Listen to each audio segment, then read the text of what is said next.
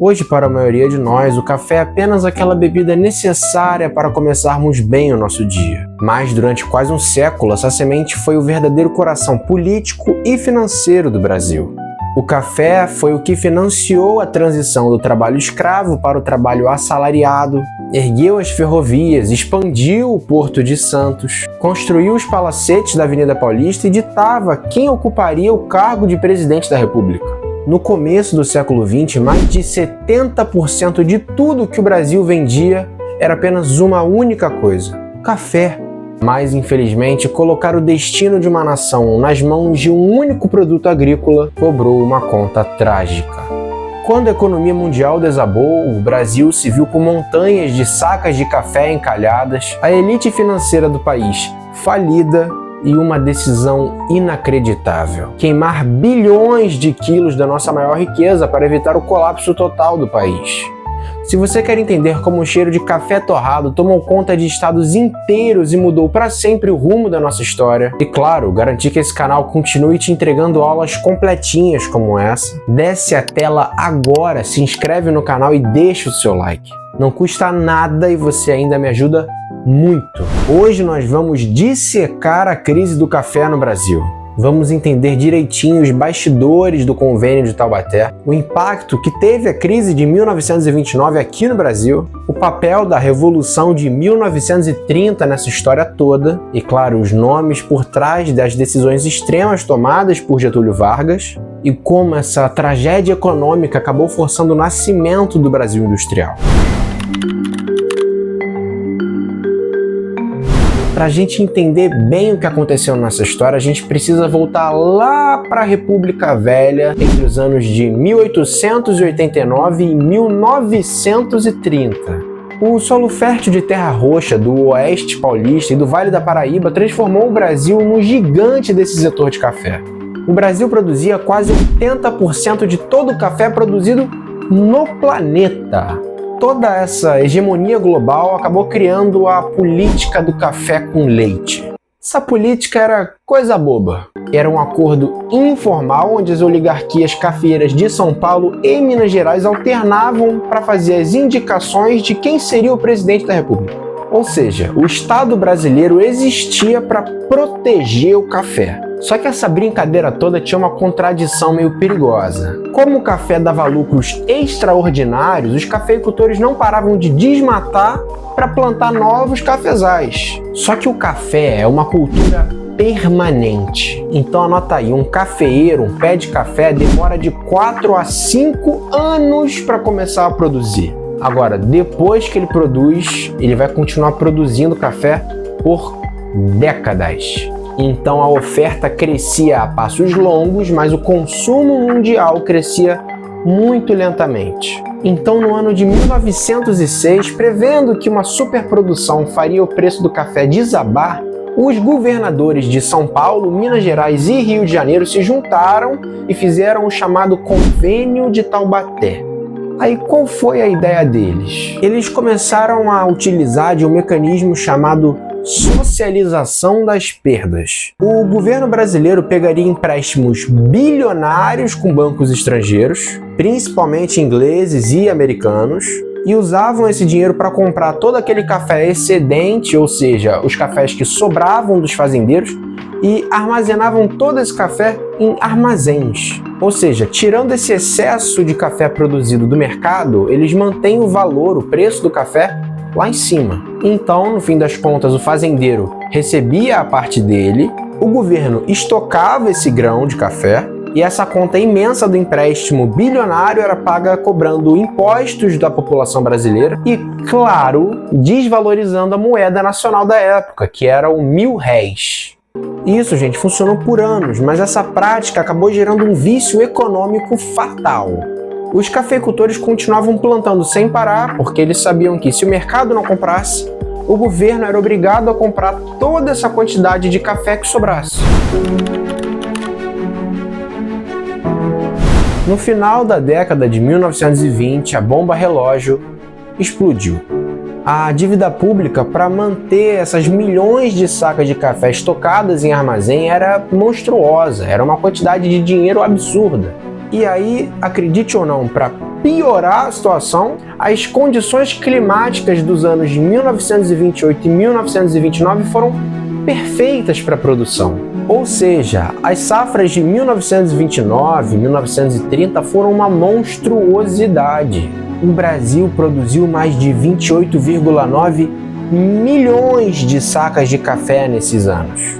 Cada saca de café tem 60 quilos. Ah, Ian, mas qual que é o problema disso? Isso não é uma notícia maravilhosa? Não! O consumo mundial do café brasileiro não passava de 14 a 15 milhões de sacas por ano. Ou seja, o Brasil sozinho tinha produzido praticamente o dobro de café que o planeta inteiro conseguia beber. Mas aí agora você pode estar se perguntando, mas Ian, quem era o nosso maior comprador na época? Se você viu o meu vídeo sobre a crise de 1929, você sabe da resposta. Mas se você não viu, eu vou te dar uma colher de chá e eu vou te responder. Nosso maior comprador de café eram os Estados Unidos. Eles sozinhos compravam mais de 50% de todo o nosso café. Só que tem um probleminha. Em outubro de 1929, a Bolsa de Valores de Nova York quebrou. E aí, por conta disso, a chamada Grande Depressão se espalhou muito rapidamente pelo mundo inteiro. Por conta disso, você tinha milhões de cidadãos americanos desempregados, e o café brasileiro certamente não é uma fonte primária de sobrevivência.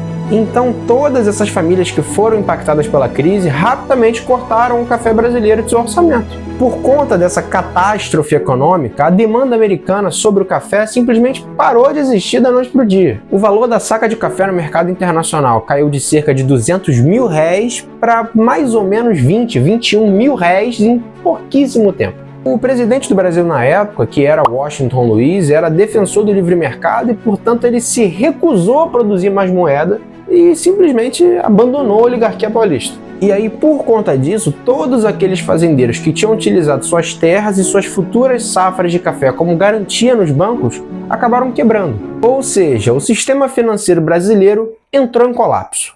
Caos total. Obviamente, o colapso financeiro destruiu a política do café com leite. Lembra que a política do café com leite era uma espécie de arranjo político, um acordo informal entre São Paulo e Minas Gerais? Então, Washington Luiz decidiu passar por cima de todo mundo, foi lá e indicou Júlio Prestes para a presidência da República. Júlio Prestes era paulista. Quando ele faz isso, ele passa por cima da indicação mineira, que era Carlos de Andrada. Muito revoltados com essa situação, os estados de Minas Gerais, Rio Grande do Sul e Paraíba unem forças e fazem a chamada Aliança Liberal. E aí eles lançam quem? Getúlio Vargas. Então, embora Júlio Prestes tenha vencido as eleições de 1930, sob muita suspeita de fraude nessas eleições vindas de todos os lados, acontece uma coisinha. Assassinam João Pessoa, que era um cara muito importante para a política nacional na época. E o assassinato desse cara desencadeia a chamada Revolução de 1930. No dia 24 de outubro de 1930, exatamente um ano depois da Quinta-feira Negra de Wall Street, Washington Luiz foi deposto de seu cargo e Getúlio Vargas assumiu o poder. Naquele momento, Getúlio Vargas acabara de assumir um país que estava completamente falido, com os cofres do Tesouro Nacional vazios e milhões de sacas de café mofando nos armazéns. E aí, em 1931, o governo cria o Conselho Nacional do Café, que mais tarde se torna o Departamento Nacional do Café, o DNC, e esse conselho, ou posteriormente departamento, acaba sendo comandado por ninguém mais, ninguém menos que o ministro da Fazenda da época, Oswaldo Aranha. Aí eles tomam uma decisão drástica e minimamente chocante. Para acabar com o excesso, estabilizar o preço do café no mercado internacional e tentar salvar esse setor de uma ruína iminente, o governo passou a comprar as sacas de café dos seus respectivos produtores por um valor mínimo, irrisório, e começou a destruí-las. Então eles compravam café e destruíam logo depois. Imaginar o Brasil queimando sua própria produção para não falir nos mostra como se apegar a um só produto pode ser uma prática muito perigosa. Então, se você valoriza os vídeos que eu tô fazendo para você, mostrando todos os bastidores da nossa história, por favor, não me queime. Ao invés de me queimar, compartilha o link desse vídeo para pessoas que gostam desse tipo de tema. Levar conhecimento adiante sempre faz toda a diferença. Gente, conhecimento nunca é demais. Voltando para o assunto principal do vídeo.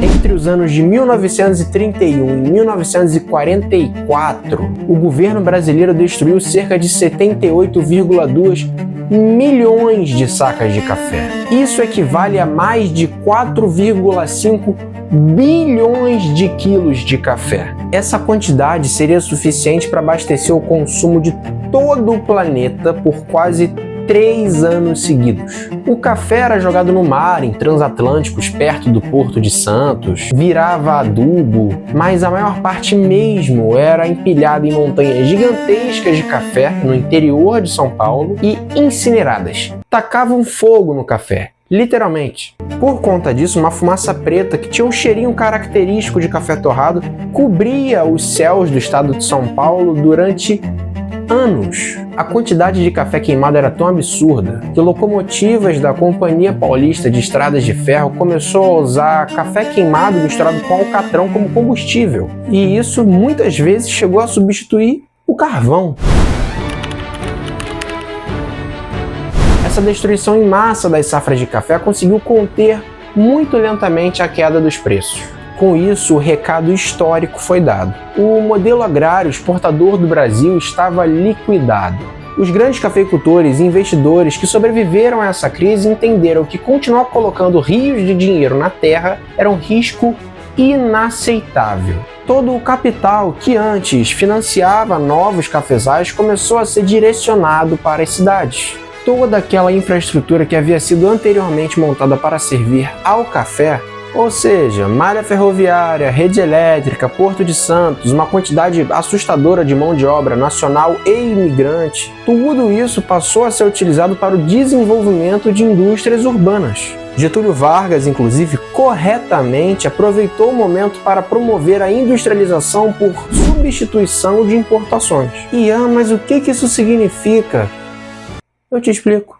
Como o Brasil já não tinha mais como comprar produtos manufaturados do exterior, começamos a produzi-los internamente. Por conta disso, com o tempo começou a surgir e se expandir fábrica de tecido, alimento, calçado, siderurgia, que acabou alguns anos depois culminando na fundação da Companhia Siderúrgica Nacional, que fica em Volta Redonda, no Rio de Janeiro. Então, no fim das contas, a crise do café acabou enterrando o Brasil colônia e fez nascer o Brasil urbano e industrial. Então, minha gente, a crise do café não foi só um sufoco na nossa economia. A crise do café foi a maior transição socioeconômica da história do Brasil. O Brasil precisou literalmente queimar o seu passado agrícola para conseguir construir as bases do seu futuro industrial.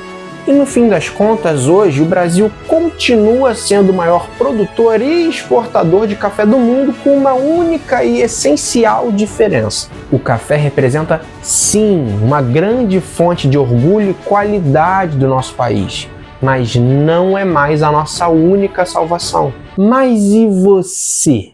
Você sabia que o estado de São Paulo ficou com cheirinho de café torrado por anos? Deixe o seu comentário aqui embaixo. Confere se você já está inscrito. Deixe o seu like. Se você viu o vídeo até aqui e você ainda não deixou seu like, além de você estar perdendo o seu tempo, você está fazendo eu perder meu tempo também. Espero do fundo do meu coração que você tenha aprendido algo novo hoje, ou então que você tenha relembrado aquela memória do colégio que você já não tinha há muito tempo. Até o próximo vídeo. Um beijão para todos vocês e tchau, tchau.